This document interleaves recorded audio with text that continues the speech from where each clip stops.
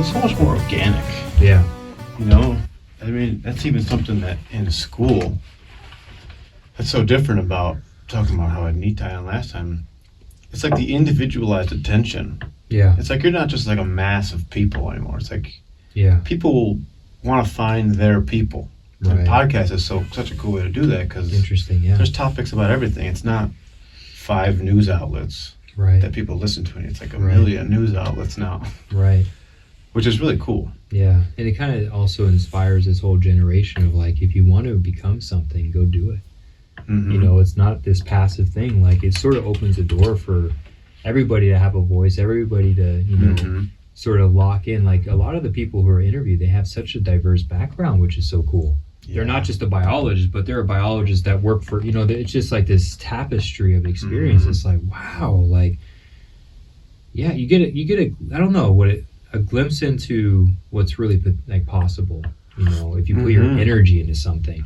Yeah. You know, and just how varied each person is and like intricate each person is. Like you have like a whole story. Yeah. And you're just one person out of like billions of people that are alive right now. That's right. Forget all the people that died. Their story's gone. They're gone. Forget about the story. It's history, man. That's just, it's like incomprehensible. Yeah, really. No, and that's it, you know, you know, like each atom is dowered with individuality. Like amazing of not only that each soul has a unique journey back to God, but each incarnation had a unique facet to that gem's experience, you know? And it's like, even if we're like living in the same community, working the same job, our experiences are entirely different, you know? Right. It's amazing that way. And then when we find God, that's like the only unity, you know? Everything else is diversity. We're all chasing that same thing. Yeah, exactly. Whether we realize it or not. So I want to start off because I noticed I said your name, Dhyan, and it's not Dion like Deion Sanders. Thank you. It's Dhyan. It's Dhyan. Yeah. Single syllable, yeah. Can you explain what that means? Yeah, so Dhyana, so the Ashtanga yoga system, right? So you have 8 limbs.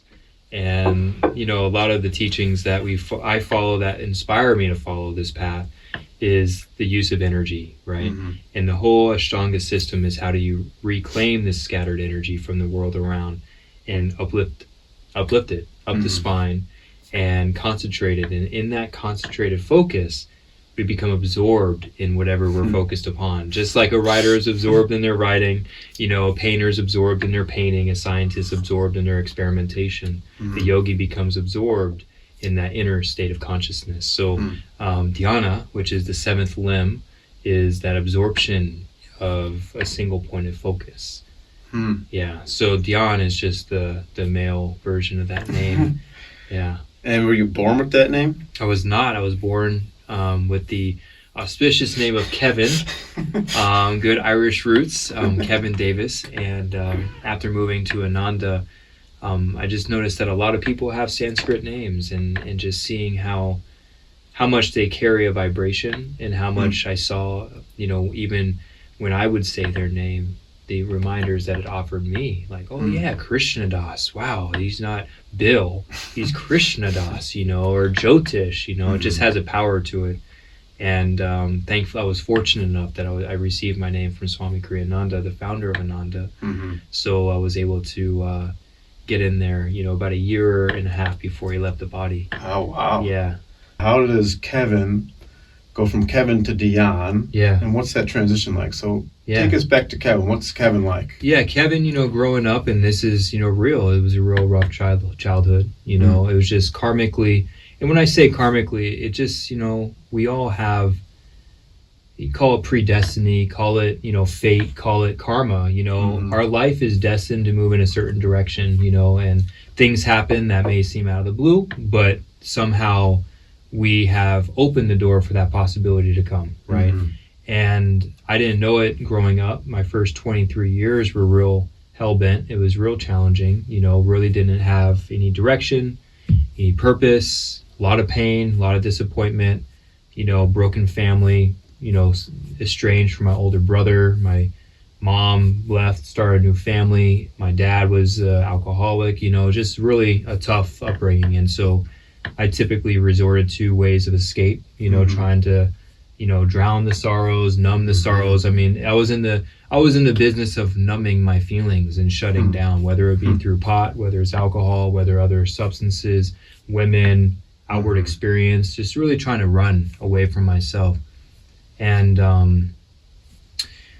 again, that was just building in this desperation of my heart, because from what I saw, people around me were happy, not my family, but the world presented this promise of like, wow, if you only got all the ducks in a row, right, you would be happy. And so there was always this hope, but the hope was finding very arid soil to sprout in. So I think that desperation mounted to the point where I really started to look for alternative ways of, I guess, reconnecting with myself, but really healing and just becoming confident. I mean, it was like, all the pain just created this very insecure, closed off, negative viewpoint in life. And so that just was obviously not affording much success. Well, it's interesting because it sounds like what you described of Dhyan, it's kind of like the exact opposite of what you were, like check out, no absorbed in anything. I want to just escape from this place. So what do you think does it serve you in that way then? Do you still feel like those tendencies? It's funny you say that, because I think, when I requested the name and I offered Swami Kriyananda a few options, and he said, and Dhyan was the one that I thought that I was least worthy of. I can tell you the story how that happened when I chose the names, but anyway, when he wrote back, he said, I think, Dhyan's a good name for you. Looking back, I can see we all like, I have a belief that even when we're living a worldly life, even if we're unhappy or we're pursuing business success or anything, we're expressing divine qualities just on a lower octave. So even though I wasn't meditating and seeking God or higher consciousness, I was absorbing myself. I was putting all my energy into the avenues that were open to me at the time. So if I really wanted to get into cars, I got into cars. Actually, a fun little story my mom told me, she was like, Kevin, you've always been a person who would get all the gear. Whatever you wanted, you got all the gear. You played Pop Warner, you got all the pads, the jerseys, you got everything. But then you didn't want to play. Or you didn't want to, pursue it. And looking back at that, in some ways I could see there was already a quick recognition, oh, that's not it. But there was that hunger that I just wanted to be absorbed in that consciousness of being a football player, hockey player, or skateboarder or whatever, but when I started exercising, it just was like, oh, this is dry. This isn't fun. This isn't sustaining the anticipation that I thought it would give, the joy that I thought it was going to give. So I just kind of like, okay, moving on, so there was that for sure. Yeah. What a beautiful quality though, to like just dive into whatever you do. I was just talking about this a few days ago with a few friends. Like most people, we always go like 1 foot in, maybe 1 foot out. Like I'll kind of check this out, but I don't know if I like this. But you were like all in, then all out, all in, all back out, which it's in a way is like a good quality because you're learning quicker. Yeah, but then also when you finally land, I mean, I think that's human nature, isn't it? I mean, there's always this tug of war. The whole Bhagavad Gita is about, the forces of light and dark, So it's like we all have this internal struggle of those downward pulling tendencies and the upward aspirations. And so, I can still see there's, like all of us, there's resistance to meditation. There's, all the things that come up, right? But I know, and there's hope there of like, yes, I want to just keep working at refining my desire for living the spiritual life, because I know once my heart's behind it, then the rest is, like all of us, really. It's all about getting our energy aligned with that, Would you say spirituality is the one thing you've just like stuck with? Oh, it saved my life. I mean, really? I'll tell you, if you want, is this a forum for an intense story? Sure. So intense story, when I was just getting on the path, so basically all that desperation led me to the point of calling out, like I need help. What was I calling out to? I had no reference. I had no relationship to God. You know, I wasn't atheist, but it wasn't like I was like even raised in a religion. So it wasn't, I didn't have a pre-existing like, Lord, say nothing like that. It was just like, God darn it, help me. I need help. I'm drowning here, you know? And there was a response. And I think I was at a place where I could hear the response.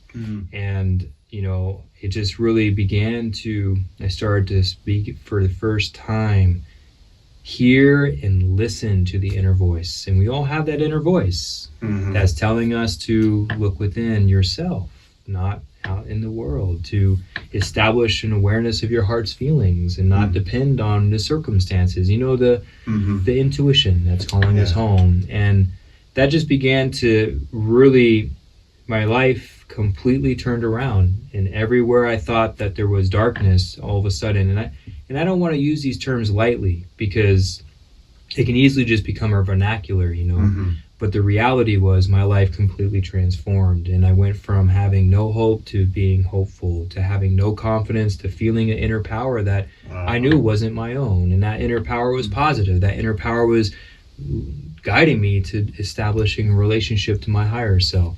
So in that process, I witnessed a suicide. Oh, wow. You know, I was in San Francisco, and so my life was dramatically changing. I had connected with Ananda in Palo Alto. I knew I was going to go to the college later that summer in September, but this was more around, I don't know, April or May, maybe May or something. And I was planning on going to Peru for a certain period, so I thought I needed a visa. So I went to, you know, the consulate, Peruvian consulate in San Francisco. You don't need a visa to go to Peru. So you know, that's what it was. But when I got out, there was I took BART, you know, the local metro in San Francisco. Like, who's Bart? Yeah, who's Bart Simpson? I mean, and I get out of the metro, and the thing about San Francisco is that it's very like characteristic. So some of the BART stations are old. So you have this beautiful brickwork, you know, and just like these little piazzas that are just like, wow, it's like charming. And there's a video crew there doing an interview. So it's, you know, lights and cables and cameras and directors and the stage, and it's like, wow, something's really going on. Then I looked up, and this man was on the balcony in his underwear. So I thought, oh, he's part of the broadcast, you know, the underwear model or something, you know what I mean? Because he wasn't bad looking, and he was in his underwear. It's like, oh, okay, that's interesting. So I go to the consulate, and I come back, and he's still there. And so, long story short, you know, I was there, and I heard it when he hit the ground. It was pretty dramatic. And what that did for me, though, was I realized that was a turning point for me, that there was this pain inside my heart that was driving me to my own ledge. Maybe not a suicide, but of numbing myself, right? And all of a sudden, this inner voice, this inner transformation started to take hold. Was I really going to follow it to its end? Would I really make that turn, or would I remain in this kind of nebulous in between, like I can continue smoking pot and being on the path, like, or was I going to put 100%? And so the thought came, is like, you know, if you continue living the way you're living, that could easily be you, man. Wow. So it's like, okay, this is no more for me. So that just took you to a breaking point. Yeah, breaking point.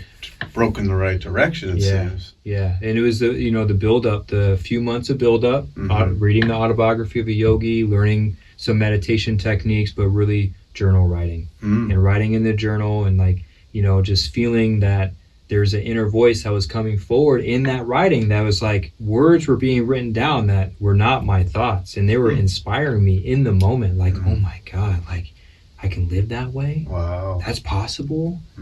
Joy is real? Like, okay. And then it just pumps me up, and I'm like going to class differently. I'm interacting with people. It was just building it up. So then at that point, yeah, it was. Would you say surrender was a big part of it? Absolutely. I think, you know, because so much of what got me into trouble is this idea that I had to control my life. And I was in control of my life. So when things don't go my way, hey, that's a breaking point. That's that's the source of Yeah. getting all upset. Why can't I have that girl? Or why can't I get better grade? Like all these things, and surrendering and trusting, believing, believing in my own worth, believing in the goodness of life. Like that's why I think such a dramatic thing of witnessing suicide. I mean, if you're willing to take your own life, you've given up hope of the goodness of life. Like there's no point. Wow. Man. So seeing that was like a stark reminder, because I felt when I was there, there's hope, man. You have no idea of what's really inside you. Like that conviction of heart. Like I wasn't like empathizing, like, oh yeah, I can see what you mean, man. Like I was overcome in my life with that surge of reborn hope and conviction that there's goodness, and that goodness is a spirit, and so that was powerful. It's like a life transforming event. Yeah. It's interesting you're talking about this voice, you're hearing this voice, and it reminded me of this time when I was in college. Also, thinking I'm in like total control of my life, smoking a lot of pot, like really just a lot of noise all around in my life, feeling like kind of chaotic. And it was so interesting. I was like walking into I remember it so vividly. I was walking into my room, and there was like a moment of just like quiet and calm. And then this voice said, you should probably stop doing that. And it was like not my thoughts. And then I said, nah, I'm good. Yeah. I just carried on for like a few more years. Right. Like that surrender wasn't there to listen. But like, thank God you had like the and I think really that kind of self-control to listen. I didn't have enough control of myself to listen in that moment, to surrender to that voice. And yeah, I'm so glad eventually it's starting to come, and you're listening more deeply and trusting that that voice has your best interest. Right. I just love how you said that, though, because we do all have that voice inside of us. It's whether or not can we hear it, and even when we hear it, are we going to listen to it? Yeah. And hopefully we just don't have to get to that point where we see that something that's so traumatic, where it's like, okay, you're forced to listen to it now. Otherwise, I think we're all forced to listen to it. I mean, I strongly believe now, looking back, that pain has been my best friend. There's that great saint in India that's, he realized God, he realized his oneness with all creation, and, he said, Lord, let me not forget my suffering, because in my suffering I remember thee. So it's like, as Yoganandaji would teach, our suffering is the prod, is the encouragement for us to seek an alternative, to seek a solution. And we all suffer, and we all find our solutions. It's the question simply whether the solution is lasting. And that was the driving force for me to get on the path, because I found that no matter what experiences I had in life, no matter how much fulfillment I experienced, the fulfillment lasted only a little bit. It was inconsistent. That was the theme of this journal, was like, where do you find consistent happiness? It's not in an inconsistent world. The world of relativity, it's always changing. You know what I'm saying? Like, it's only within. That's the only stable. Wow. That's the only stable reality. So it's like that. I think that's where, that suicide experience was like, really something that clicked it.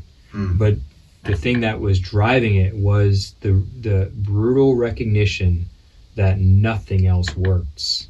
And I think we all are brought to that point. We all are brought to that point where it's like, that's not working. And again, as Yogananda said, until we reach that point of anguishing monotony, we're not going to change. So the voice was there. It was not anguishing enough, but you're here now. Yeah. You know what I'm saying? So then it became anguishing enough. And every devotee I've ever spoken to, it's not because life was great. It's like, it wasn't working. Right. Yeah. And I think that in itself, that constant endless search is enough to drive anybody crazy. It's like, man, I've given so much energy to this, and I've achieved my goals, and I've reached this new height.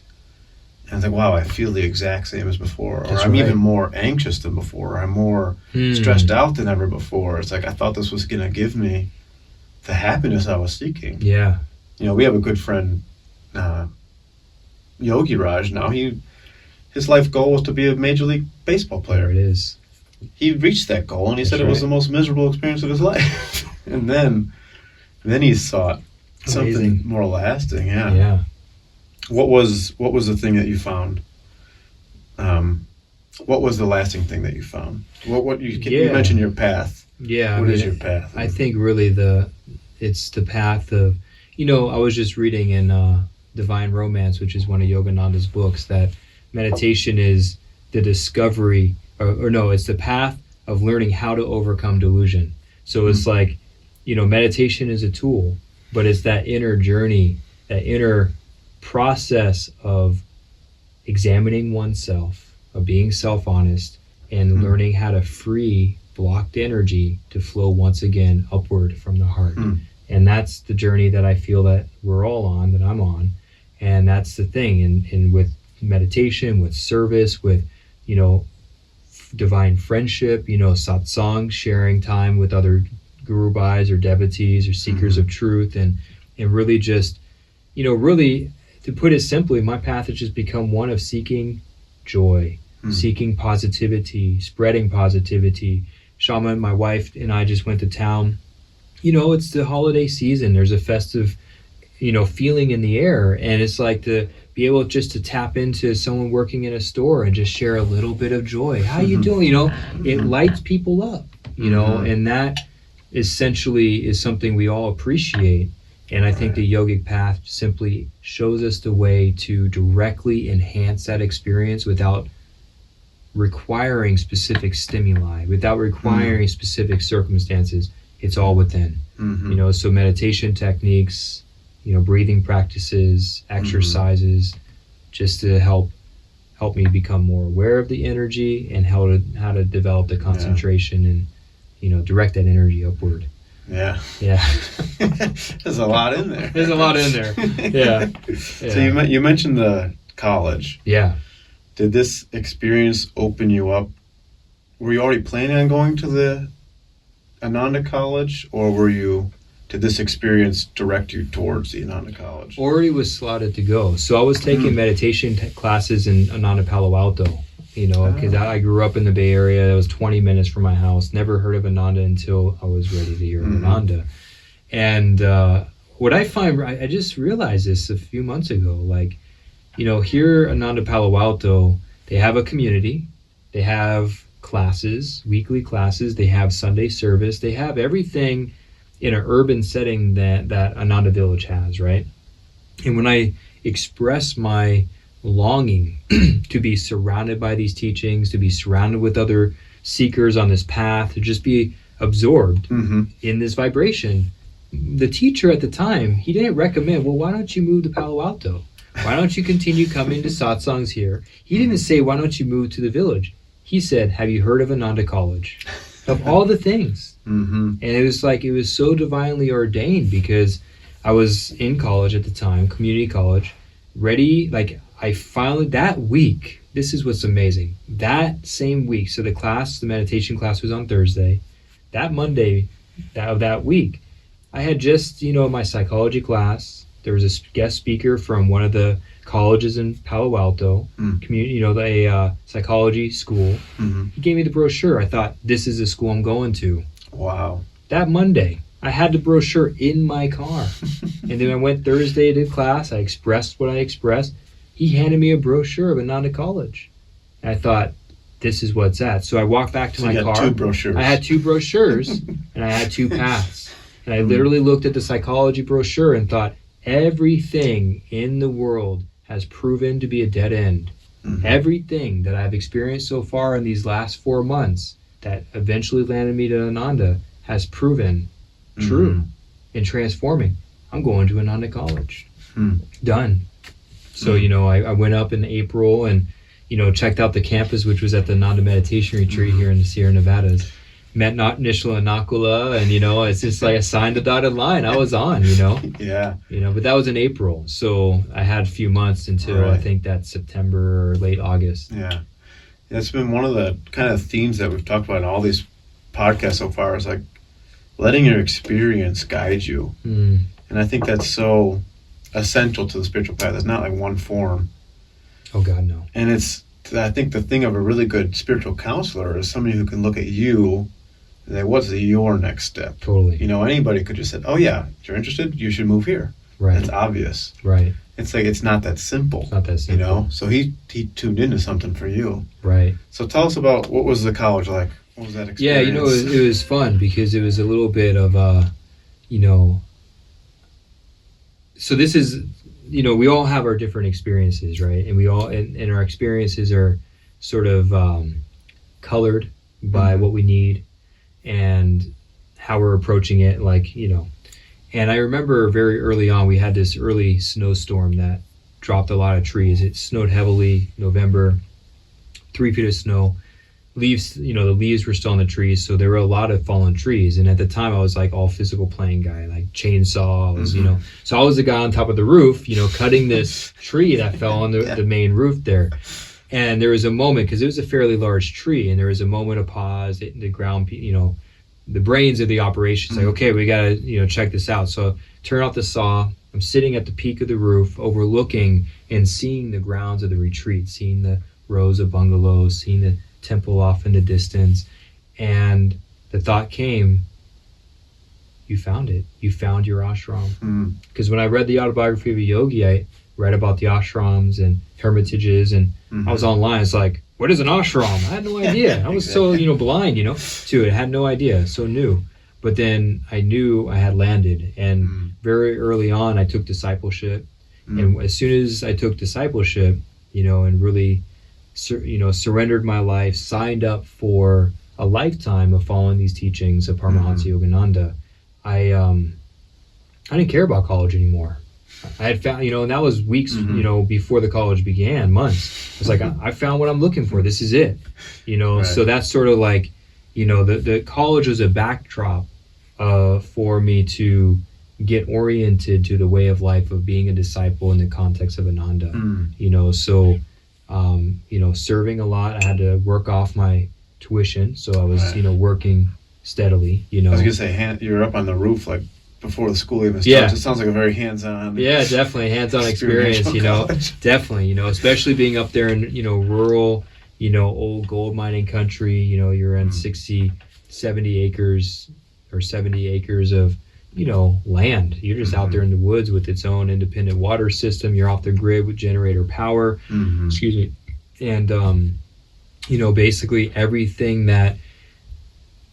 piece of infrastructure there has been put together by Ananda members. It has to be maintained by Ananda members. So it's just, yeah, it was I was a city boy. My dad was a contractor, so I was handy with tools.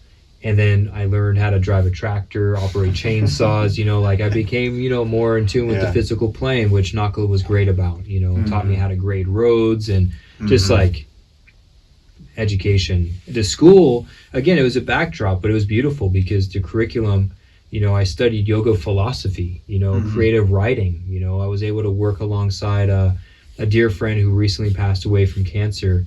God bless you, Bob Yaling, you know, because he was a very well-known published author that, you know, he was a disciple of Yogananda. He would come often for, you know, the spiritual renewal weeks, the week-long programs here in the village.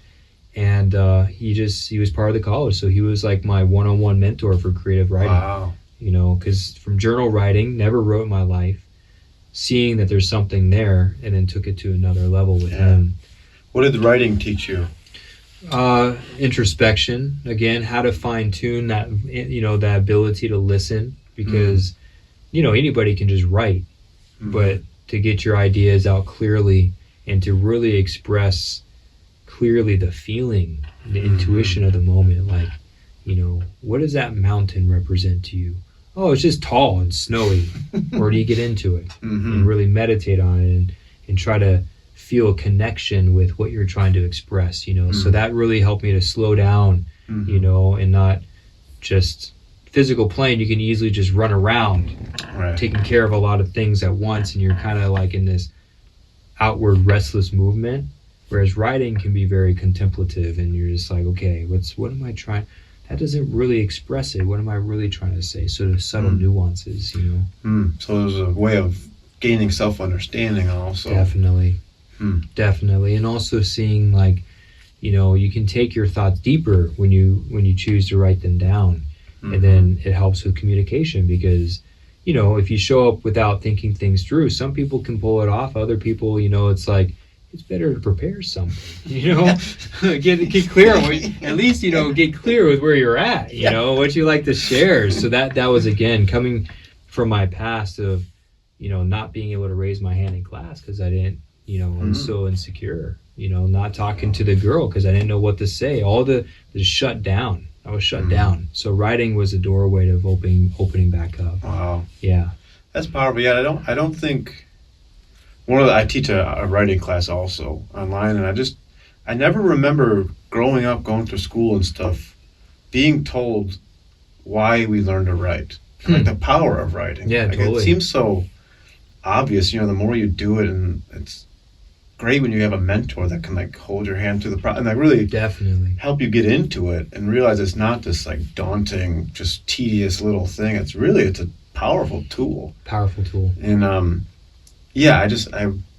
don't know why you're not told that growing up. It's amazing. I think a lot of conventional education is lacking context. How many kids scream, why are we learning algebra, and we're never gonna, and it doesn't help.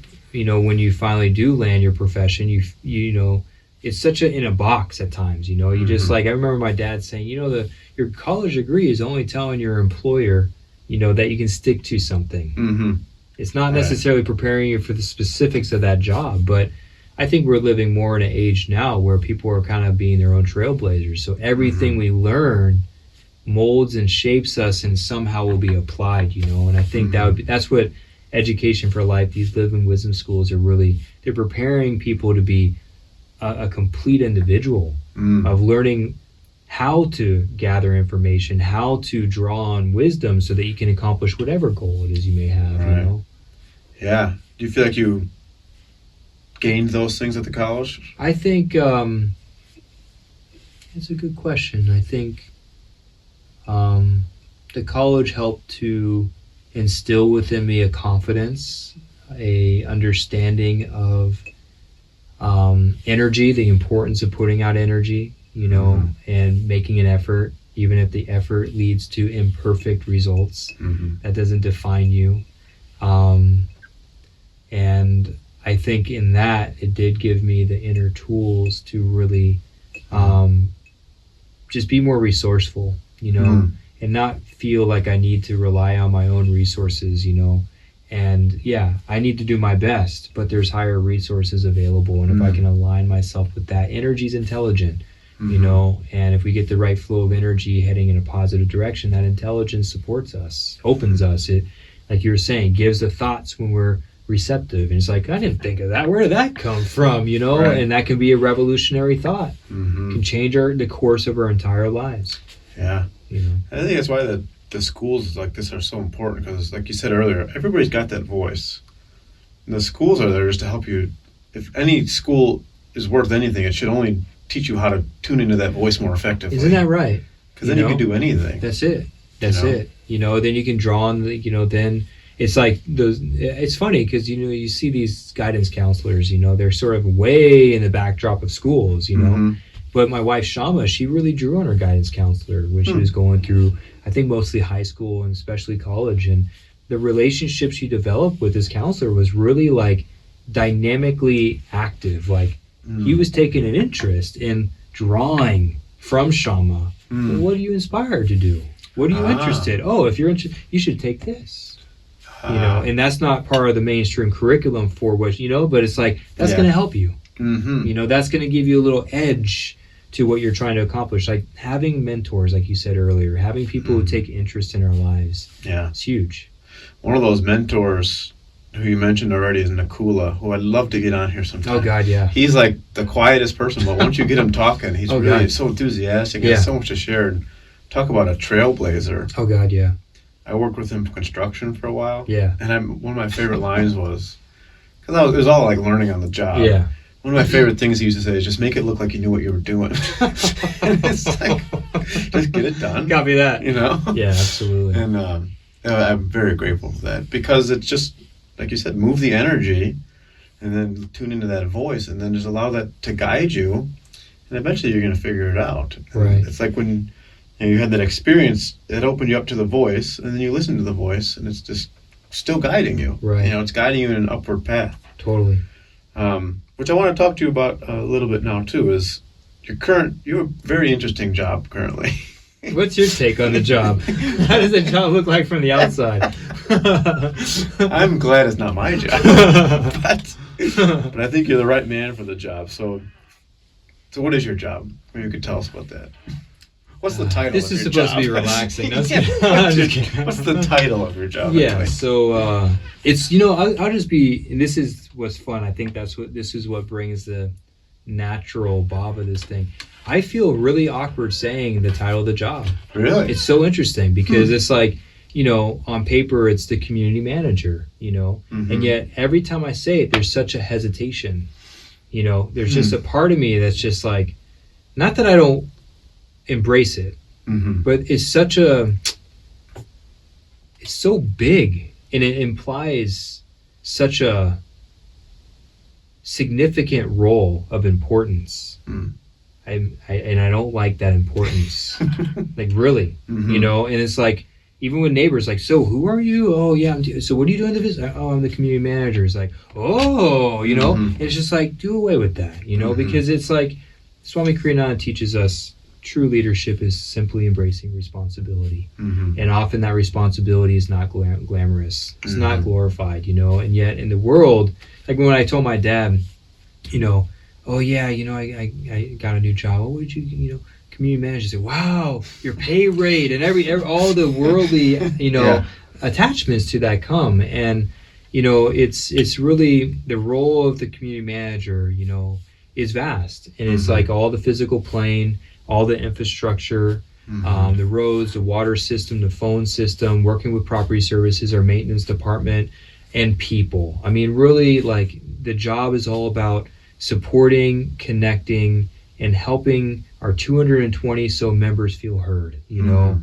And I'm finding out, like, when I came back from India, I asked, do you really think this is a good role for me, Pranaba? Like, really? Because I started to question, because Right. there's a real level of stress, and there's a it's really pushing me to my limits. And it's like, we all want to be stretched in whatever we do, but there's a serious question: is it too much? Am I taking on water here? Mhm. And he confirmed he thinks it's a really good role for me. Mm-hmm. And over the months, because it's only been a year and a half, right, I'm starting to see, because of my upbringing, right, and feeling so estranged from the people who I was closest to, and that trickled into my friendships and everything else, that I really care for this community. I Mhm. love the people in this community. It goes, I mean, I love you, man. You're a brother, It's like, I really want us to prosper spiritually, and I want this community to be a beacon of light. Mhm. And so the practical details are really secondary to the individual feeling supported and heard and loved. Mhm. Like, I may not agree with you. I may not even be able to fix your problem, Mhm. but I want you to know that I love you. You know what I'm Right. saying? And like, this community is one of love and support, Mhm. even if, like, on a practical level, we can't always get what we want, Mhm. And Well, that's what I think is so interesting about your job, is because you're the community manager of a cooperative spiritual community, and it's like, that's where, like, the rubber meets the road. It's definitely, yeah. how does your spiritual path inform these practical decisions that you have to make that everybody's faced with on some level? It's like, Right. how do you make your path real and not just a really nice sounding philosophy? And I think that's such an interesting aspect of your job, is that every day you're asked to do that, and probably some varied, and some cases extreme, some cases dramatic, some cases simple Right. circumstances. And I imagine that's very challenging. Oh yeah. So I have two things, something that are coming to mind now. That, again, this is great, because this is bringing things fun to the surface that Mm-hmm. I didn't necessarily connect. So, Nayaswami Vidura, founding member of Ananda, right, longtime member ever since the early 70s. Ananta calls him the maximum leader. Like, he just has a gifted ability to work with people. Mm. Gifted, like, he's excellent, he's good, and he's practical. And he said, Dhyan, you don't need to know how to do everything. You just need to know the person who does. So that's number one. I don't need to know how to fix a phone line, but I need to support the person who does and help them feel a part of something much bigger than just the phone line. Right. Because if we just bring it down to the practical, we're losing the idealism, right? And that's when people's joy begins to slip, their inspiration begins to slip, and then we're missing the point. Cooperative spiritual community, living our life by high ideals, right? And then the other thing is, I was wondering about, because property services, especially the maintenance needs of the community, are incredibly vast and incredibly varied and very demanding because they need to happen. If the roof is leaking, you can't just say, oh, Guru, you'll take care of it. You have to get on the roof and fix it. I don't know how to do that. So knowing the person, but then I was talking with Naya Swamis, Ananta, and Maria, and I said, but I don't know construction. And they said, no, you don't, but you have attunement. And so you have those two things. Now, I'm not saying I have attunement in the sense that it stops there, but my life as a disciple is, again, founded in love for this community, seeing the potential this community has to support devotees finding God, to feel that inspiration in their lives, to give people, including myself, an avenue for sharing that joy. And so it's really, I see Ananda not as an organization with specific teachings. It's a system that can be replicated in however many ways you want, but it's a system focused primarily on self-realization. And I think every aspect of our life here, if we approach it in that spirit, can uplift our consciousness. So that's the attunement that I want to uphold in myself. So when I meditate, I try to do away with everything else. I don't care about the leaking roof when I'm doing my Kriya Yoga practice. I'm trying to be a disciple first, right?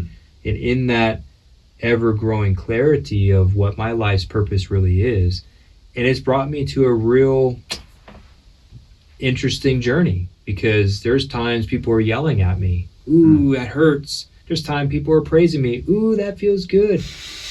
Praise or blame does not define who I am. So it's like this role has pushed me again to a point of ever deeper surrender, that whether people love me or hate me, whether I'm right or wrong, accepted or rejected, and I mean not just by words, but what if I'm rejected by the people who are most dear to me? Master's always with me. Swami's always with me. Can I hold on? That's where my rock is. That's my strength in this job, because it's so demanding. It's I'm starting to feel bring it on, because I'm going to do it with you. I'm doing it with God and Guru, and that then lends strength, vibration to then supporting people. Because again, honestly, I don't really care about the practical concerns. I do care. But what I care about more is actually, so I worked in Sangha for a while, right? For about 5 years. That's outreach ministry, sharing the teachings with the world. And when I was leaving Sangha, Naya Swami Jaya told me, Dhyan, Sangha's easy, because you're dealing with the pinnacle of people's aspirations. You're dealing with that portion of people's lives that are aspiring towards something higher. You're jumping into a world where you're dealing with the full chakra, the full spectrum. So when people's insecurities get triggered because of finances or because of their housing, it's they get defensive more easily. I'm trying to bring more of that Sangha energy into the physical plane, that our lives are on high. Our lives are from a higher purpose with one purpose. And if we can bring that inspiration into what we do, digging a ditch, fixing the roof, operating the tractor, then we're really living, we're expressing that potential of world brotherhood communities, and that the physical plane is ennobled. It's no longer the forgotten stepchild of I don't want to dig a ditch. It's I get to do that for Master. Let's do it, because that's what's building communities. So I feel like my job in many ways is to stay inspired and share inspiration. And whatever, whether it's financial, dealing with financial troubles with a member, dealing with interpersonal tensions between members, dealing with personnel, dealing with the county, it's like, how can I be inspired and share inspiration? And that simplified it. Yeah, I imagine. I mean, that's such, you just take it right to the core. I talked to a Christian and he said, one of the beautiful things about living in community was how it just simplified his life. It constantly reminded him of what his focus in life was. And that simplicity just quiets everything down. It just allows your energy to flow more easily without getting caught up in the details and the little challenges. Right. What would you say is the most challenging part of your job? The people. Is it the people? Absolutely. There's always a contractor looking for work. There's always an accountant that can be hired. The physical realities they're complex because we don't have the professional training in certain areas. We're people who are, figuring it out as we go, but it's the people, because, Swami Kriyananda always had this phrase, people are more important than things.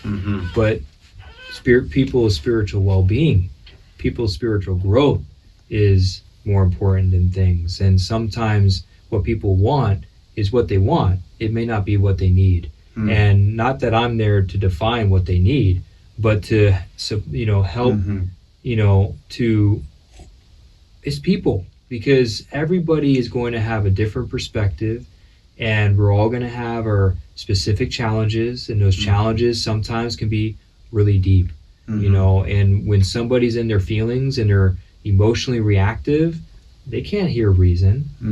They can't, for example, I'm learning how to work with people. So I get this call yesterday. Dhyan, I need to talk to you. I just received a bill from Ananda. So I know that if I call him now, he's going to be upset that he just got a bill. Right. So hey, sit on the bill. We'll talk about it after my seclusion. Give some time. Give him the holidays, the New Year's to celebrate, forget about it, but help him feel heard. And so it's really, I feel a lot of my job is PR. It's public relations, it's about how can and that's the thing, how can we and whoever relate on a heart level, and that's why most of my conversations don't just start off, nitty gritty. Hey, I heard you didn't pay your bill last. It's like, hey, how you doing? How's your family? How's it going? How's your, meditations? And get talking as guru bhais, as members of the spiritual family. And then it's like, look, you're behind your bill. What can we do about this? Like, I'm not putting pressure on it. You don't need to do it right away, but you got a plan? Be good to have a plan. If not, we should talk about that and come up with a plan. As an example. So it's like, I'm finding out like I guess one could say the challenge of working with people is that constant invitation of how do you really tune into other people's realities and really lead with a compassionate heart of support, because sometimes people can't see things, they have blinders on, right? Or they see this, their life only includes this much of the picture. Exactly. They're not in a position to see the full scope of things. Yeah, it's not my responsibility to impose anything on a person. Right. And so it's sort of like, and one thing that's really cool is when you work with people, you start to feel, what are they open?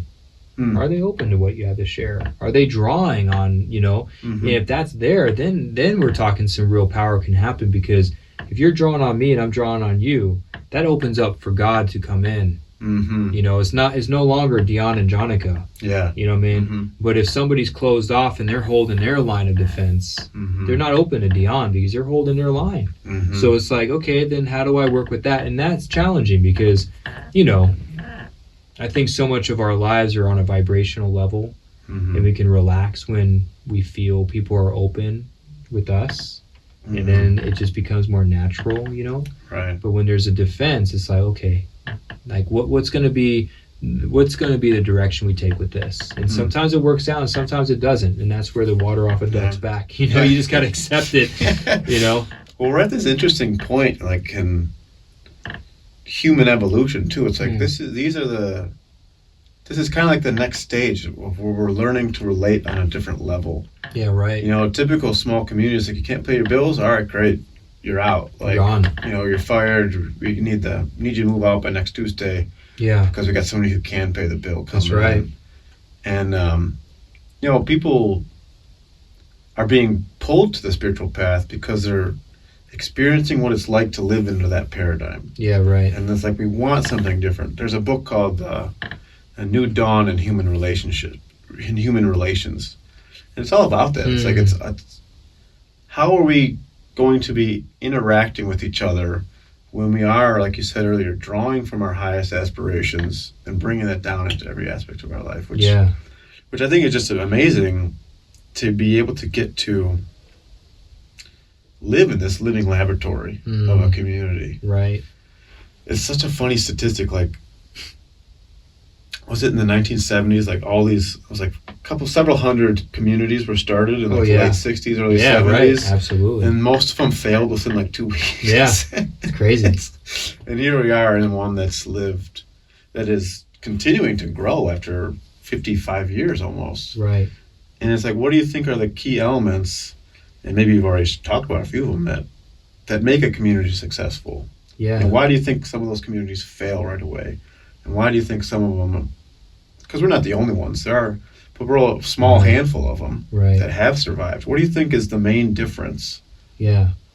You know, it's amazing because, you know, we all need a pole star. We all need a shared vision, a shared direction. Otherwise, you know, we may start off with a shared vision of, hey, we should start a cooperative. That's just shared vision. But then after you get going and you get some traction, a week, 2, 3 months, 6 months into it, it's like, now what?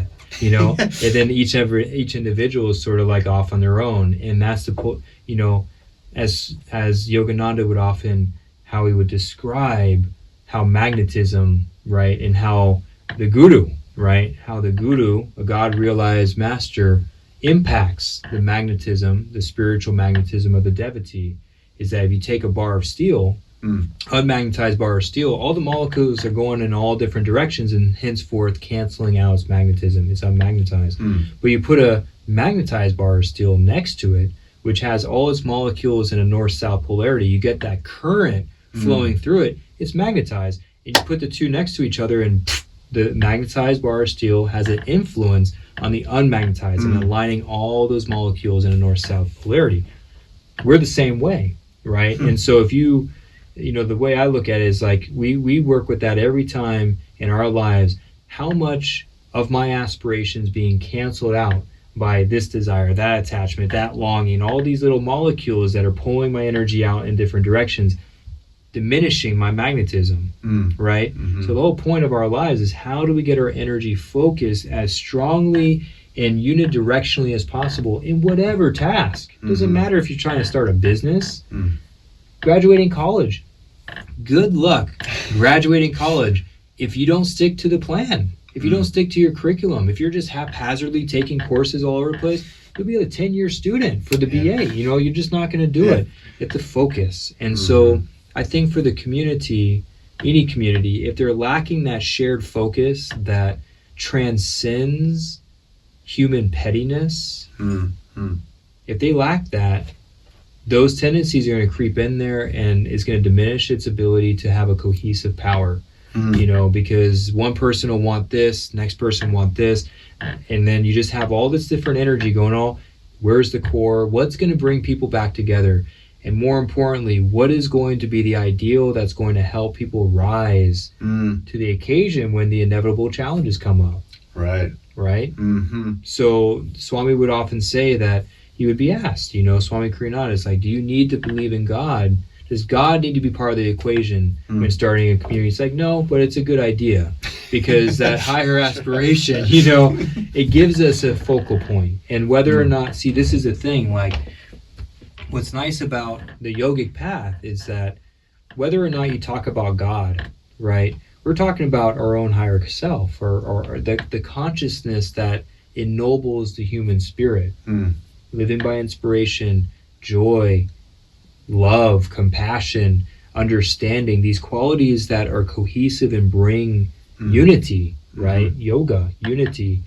if we're lacking aspiration to live by those principles, I think communities are going to be it's going to be tough, because community is not easy. We're dealing with, you know, human nature on every level, and there's times when probably my human nature conflicts with your human nature.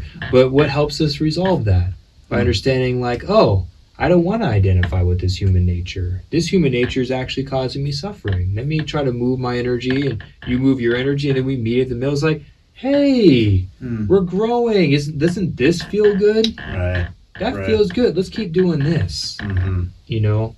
And I think that's the cohesive power that I've seen here. Because again, like, I've often joked, you know, there's a lot of people in this community, if it wasn't for the path, I would never want to be around, you know? But because of this shared mutual discipleship, it's like personality distinctions fade away. You know? It's like, wow, like, I can appreciate this person for who they really are. Yeah. You know? It's one of the beautiful things, I think, is seeing that growth with individuals that in maybe a normal community, normal setting, you might not get along with, and then that's just where you stay stagnant. But when you're in a community, a dynamic, cooperative community, you see over time this real connection and friendship be built, and you see each other growing, and it's you could see why communities are such an essential part of a thriving society. Oh God, you know? What would you say are the main benefits? I asked you about the challenges of community. What do you think are the main benefits of community? Yeah, I think you touched on one real, you know, I think a real profound one. You know, I think when we live on our own, it's easy to think that whatever we experience, whatever hardships we endure, are ours alone. It can be very isolating. And I think we live in a world of where alienation is a real issue. And so communities help to universalize. It helps us to break through the miasma that we are somehow standing on an island, but in fact we're all very interconnected. And so when I'm, you know, going through my challenges, I can see, oh, you know, if I was going through something challenging, I share with you, it's like, oh, I'm feeling, it's like, yeah, I've gone through that too. You know, in fact, I'm kind of going through something very similar. Really? I thought it was only me. No, it's not only you. It's a universal struggle. And whether you're in Tibet, whether you're in Taiwan, whether you're in Texas, whether you're in, it's a universal challenge. We're all striving to break through the limitations of, you know, our ego, you know, of our likes and dislikes, the limitations of our attachments and desires, you know, the things that keep us limited. We're all, and so long as we don't break through those things, we're going to suffer, and we're not going to be happy. So I think community helps to open up that understanding that we're all in the trenches together. We're all striving for an ultimate goal that is pretty high, and that we're going to go through a lot of different, you know, rhythms, a lot of different experiences in that process. So it's like fertile grounds for growth. Fertile ground for growth. Huge. Because again, like, you know, you said it, when I see you inspired, it inspires me. When I see you going through something, you know, if I'm not in a position of one, like, let's say this, like, if someone was very negative, right, that negativity is going to impact people. It's going to impact us, you know, because we're all connected on some level. So it's sort of like, because of the closeness of our lives, and I think the support our spiritual practices give to our efforts to lift our consciousness, to live in higher states of awareness, when we make the personal effort to live in that awareness, our effort is not for us alone, you know. And I think communities have the potential, if everyone's on that similar wavelength, we're magnetizing each other. We get to feed off each other. We get to, you know, and it gives further energy. I mean, for anyone who has close friendships or a close, you know, marriage or a connection with somebody, we all know that when you're like there with your friends and there's a shared experience, it's like our strength that may be what it is by itself is enhanced, right? You know, by sharing it with other people. Yeah, I think it's you know, they even say it's one of the basic needs of humanity is socialization, right? And it's like cooperative spiritual communities give you that socialization in a directional way. It's like, where do you want to be going? What kind of life do you want to be living? And surround yourself with those people. I mean, it seems That's so right. obvious, right? When you start to say it. Yeah. But to have that experience of it, it's really something profound. Right. And I think that's the thing. I think everybody on some level does that.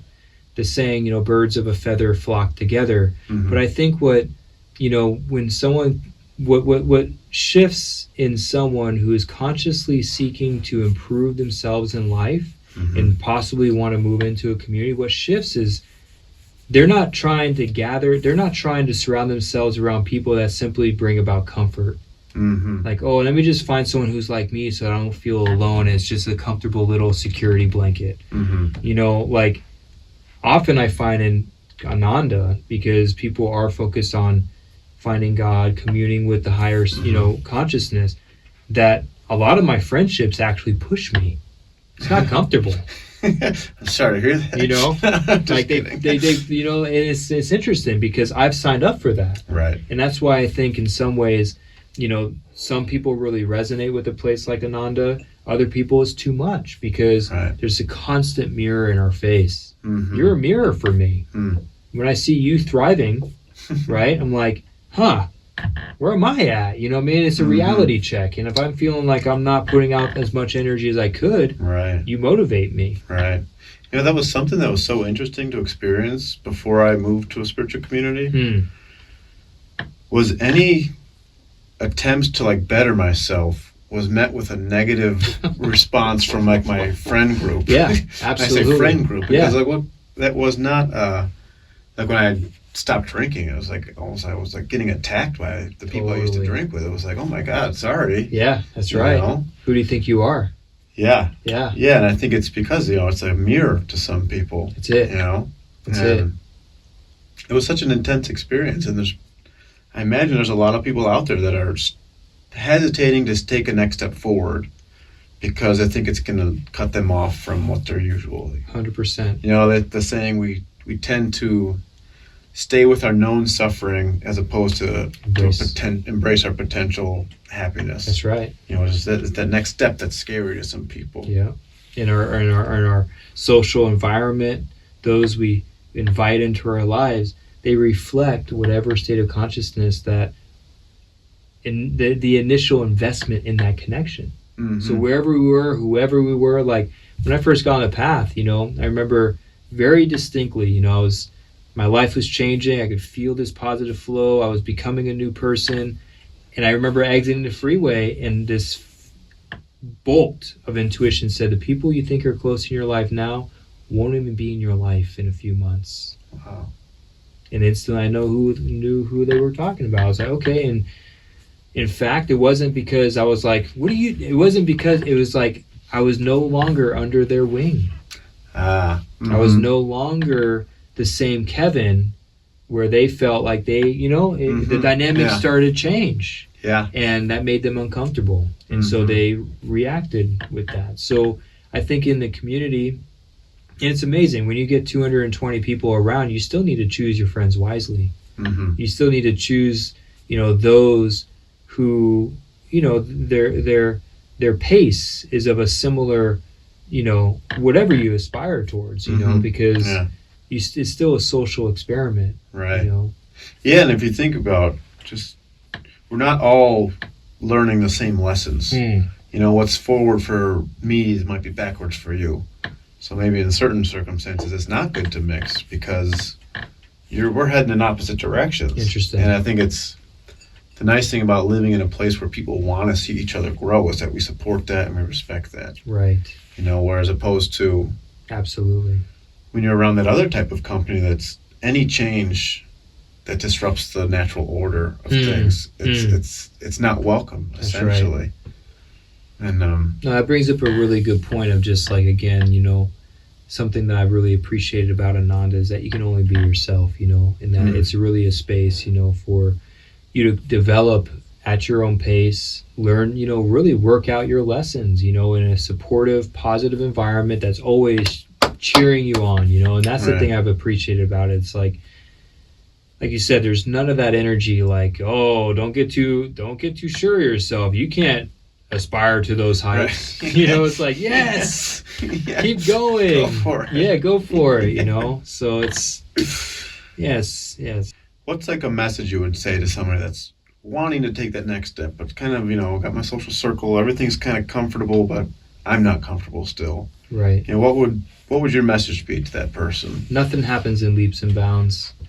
You know, so don't expect that, you need to completely revolutionize your life and change every detail and therefore throwing yourself off a cliff, but take one step, and it can be in the private of your own home. Your social circle doesn't need to know. Your parents don't need to know. I mean, it's really between you and your own self. And so you start, dabbing in, you start reading spiritual uplifting books, you start writing in a journal, you start meditating, you start, practicing affirmations, watching videos online. And as soon as you begin to experience for yourself the potential of your own inner self, that's your gauge. Because then you start feeling a joy that's sincere, that's unconditioned, something that's with you all the time, ups and downs. It's yours. It's who you really are. And then you start relating, is this food I'm eating enhancing that feeling or taking away from that feeling? Are these interactions, is going out dancing, is that taking away or enhancing it? And it's like, if the answer is yes, it's enhancing it, great.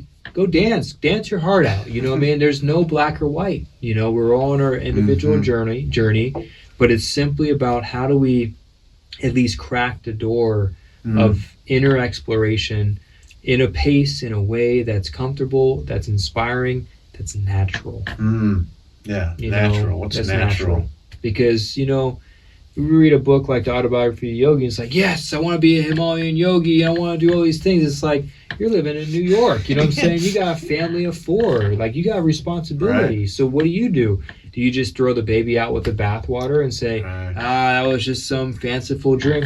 No, learn to meditate, make your bedroom your cave, like it's all about taking steps and building a genuine connection with who you are and with, God, the universe, the creator, your higher self. It doesn't matter what you call it, but the joy we seek in life lives within us. And when we begin to feel that joy, everything else begins to fall into its proper place, naturally. I don't want to smoke anymore. I don't want to drink anymore. I don't want to eat meat anymore. Life, as we were saying earlier, just gets more and more crystal clear and simple, because I remember at a meditation class up in Reno, Nevada, and someone was just learning meditation, and she says, that's all I want to do now. As soon as I felt that joy, I didn't want to leave,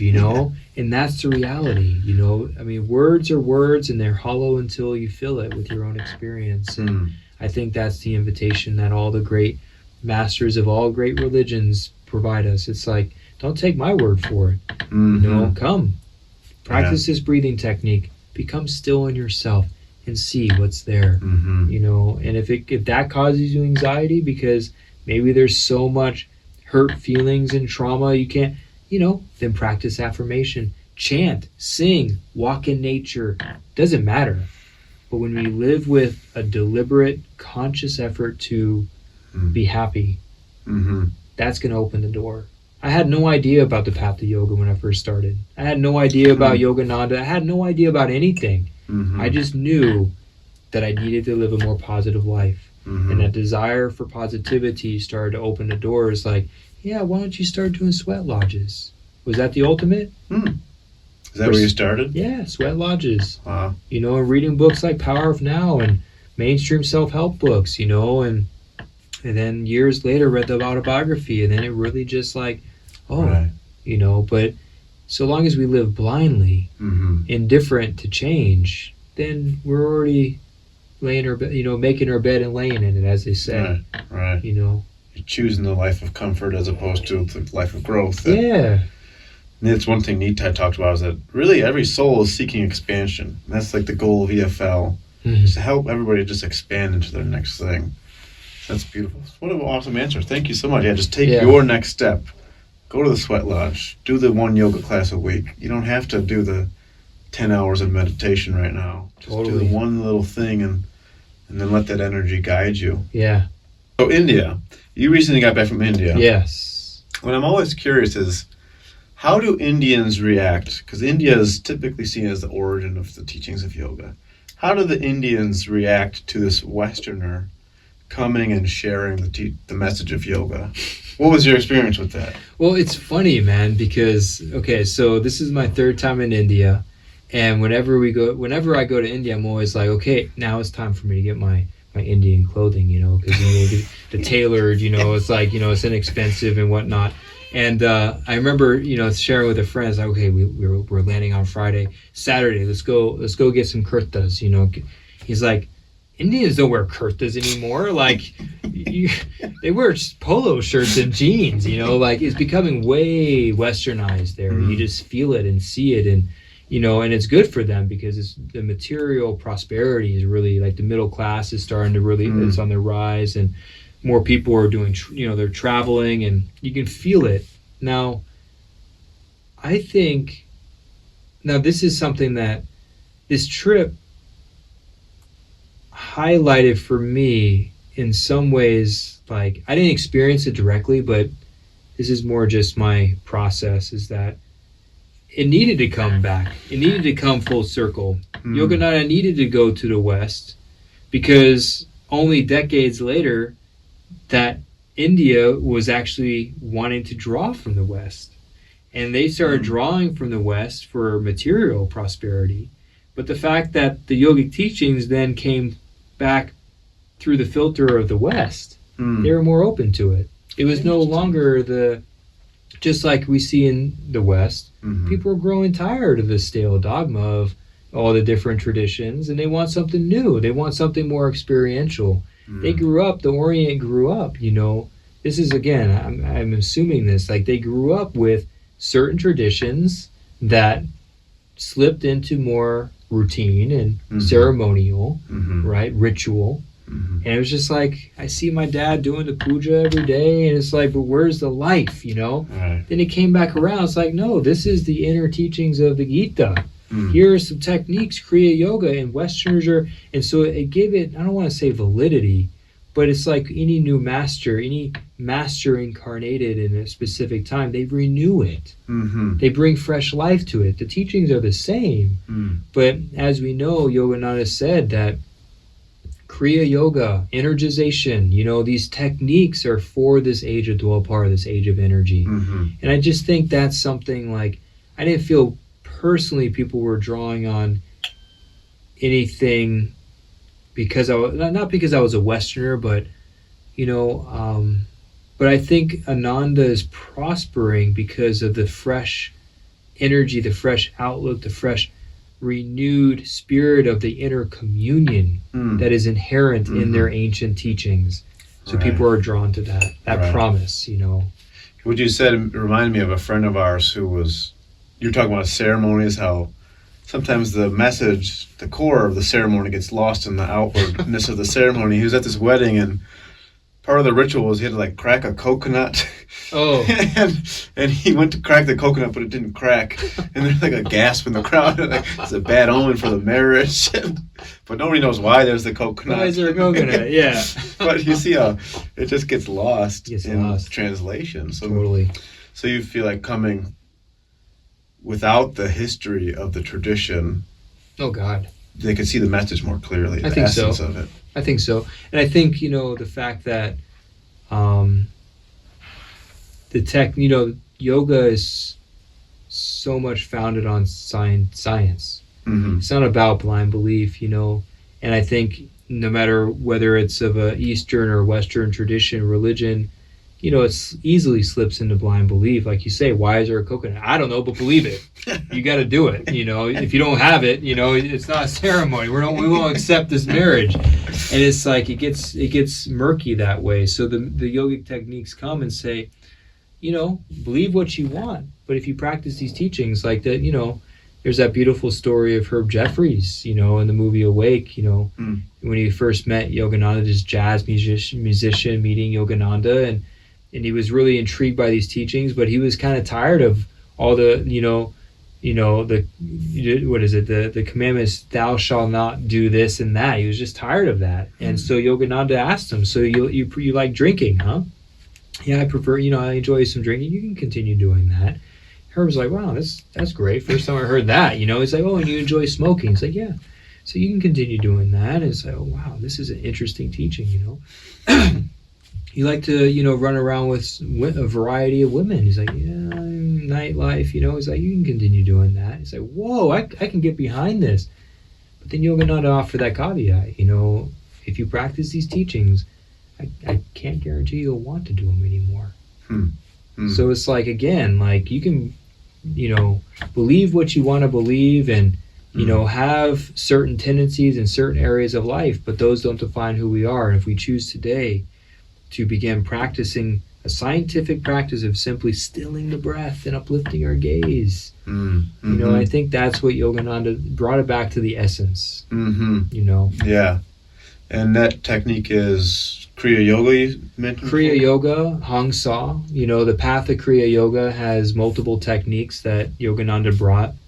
The one that one first learns is Hang Sa, which he said is baby Kriya. And it's really about how do we just observe the breath, letting go of all control and allowing our consciousness to naturally become more and more interiorized, more and more still. And as we focus upward at the point between eyebrows, more uplifted. And that stillness of breath equates stillness of mind.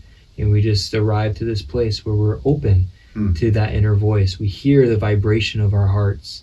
And in that vibration, we're transformed. And as one continues to progress in that technique, then and they feel that this path is theirs, then they can take discipleship, become a disciple of this path, a student of this path, and move towards Kriya Yoga initiation. Wow. Yeah.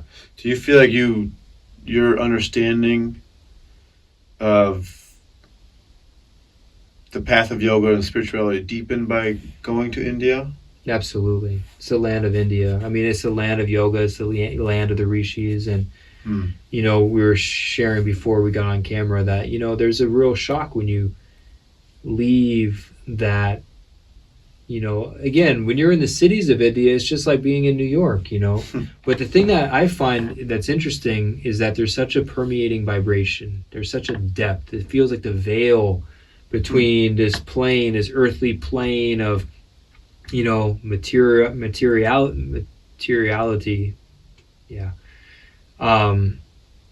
The veil between that and higher consciousness just feels thin. And Yogananda said that India is the guru of the planet. Like there's just a real deep vibration there. And, when you go there as a pilgrim and, you don't see, when I first went to India when I was with the college, right, 2012, we had a very diverse group because it's a college. You have a variety of students. You had some who went to India as a tourist. Like, oh, I can't wait to go get the textiles and go see the Taj Mahal. All good. Then you had the devotees saying, great, I want to feel the vibration. I want to go meditate in these caves and these temples and, And it was interesting to observe because I was the devotee, right? And India is not an easy environment. It's tough, like you get the traffic, the smog, the noise, there's just the people everywhere. It's intense. It's pressurized. The people who went as a tourist got blown out of the water. They were approaching it too outward, and India on an outward level is chaotic. It'll blow you out of the water. But for the devotee, it's like the chaos and somehow enhances the interiorization because it's like, I can't get caught up in this. It's incessant. The noise, the traffic, the beggars, it's incessant. So where is my home? Wow. So it's actually really profound. I find that really profound, because it just drives you within. Yeah. Well, it's such a different place from where we grew up. I mean, even living in the Bay Area, like growing up in West Coast America, it's nowhere near, like even just the population density and the history, the age. Yeah, that's America right. is such a young country. Maybe. So in that way, it was like really a perfect place for yoga to kind of be reborn in a sense. India's just it's the oldest, it's the longest running civilization. That's right. It's That's amazing. right. It's hard to comprehend. And that's something really deep, because being there this time, you could really see how this expression is helping to break down some of the more rigid,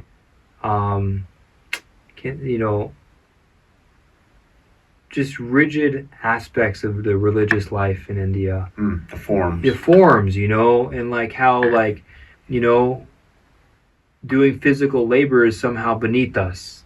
Or, I'm not going to clean dishes. That's what my maid does, or how can an accountant become, someone who initiates people in Kriya yoga?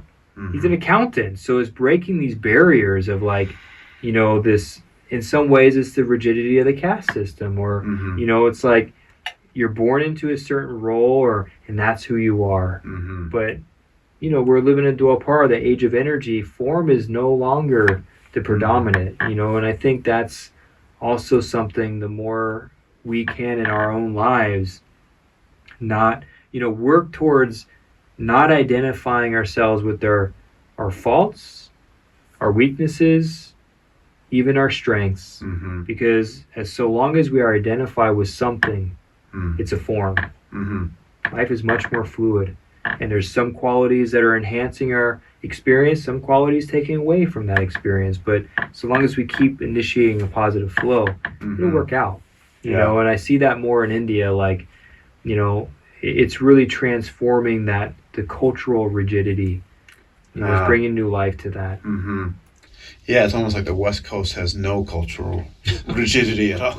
Exactly. It's almost a little too fluid sometimes. It's an open canvas. Coming from the East Coast, Chicago, get your act together, man. Midwest. Yes, that's right. Middle East was taken. Middle East. It is interesting how, it's just, America seems to be that place of, like, fresh starts. Yeah, that's right. Of, I mean, it's so interesting driving around the West Coast and you see what used to be somebody's property and all that's left is a chimney because all the wood is rotted away. It's like this, we don't even build thinking in the long term, we build with wood. Stick framing is what we still use. And it's like maybe 100 years that lasts. Yeah, right. It's like India's got these like 10,000-year-old temples stones that people have just been taken care of for all of these years. Yeah. And it's in the way it's like America is the place for new things. It's for innovation. It's the place to try something different that's never been tried before. But it's interesting that this ancient technique. I mean, Kriya Yoga is not new by any means. The science of yoga is also ancient, but it's allowed this new expression on this soil that's revitalizing for people. They're having the opportunity to come to it with a fresh awareness. I don't need to live in a cave. Right. I don't need to have the big beard and, sit cross-legged. Right. All those forms, they're just forms. They can be aids, but they're not the essence of it. That's right. Anyways, it's so cool to live and to be experiencing that, to be part of this kind of yoga revival. You spoke of Yogananda a lot. It's interesting to think he came in the 1920s. Yoga was nowhere in America. It was in a few small pockets in America. God, and now it's everywhere. And it's really making its way around the world. Definitely. Again. That's right. Yeah, and it's amazing too, because, going back to that question of, like, what can someone do? It's like yoga, just the teachings of yoga, there's such a wide spectrum of how we can connect with those techniques. Practice hatha yoga. And even if it's on a purely physical level, like I've met many hatha yogis who, it's more for fitness, and yet they have a light in their eyes. There's still something happening in that effort, that they may not recognize, they may not even see in themselves, let alone verbalize as saying, I'm connecting with a higher consciousness. But there's just something intrinsic in, like you said, these ancient teachings that draw a vibration. I mean, and that's what all of our experiences, every thought we think, every action we make, it's like we're simply drawing in our life a a specific consciousness, you know. Mhm. And if we want higher consciousness, put out that energy, you know, and yoga is putting out that energy of drawing higher consciousness, and it begins to mold and shape us, Mhm. you know. And then if you want to go deeper, then, you know, pranayama, you know, energy techniques, you know, breathing techniques of how do you really conscientiously, deliberately quiet the breath and see the impact that has. Yeah. You know, Super conscious living. super conscious living. Yeah, your book. Yeah. You can find out more in the link. Well, bro, this has been really fun. It's been great. Thank you so much for coming. Absolutely. Really enjoyed this. Yeah. I hope there's a lot in there, so I think people will get something out of this. Yeah, I hope so. Yeah. Yeah. All right, we'll have to have you on again. Thank you so much. Yeah, Om Guru.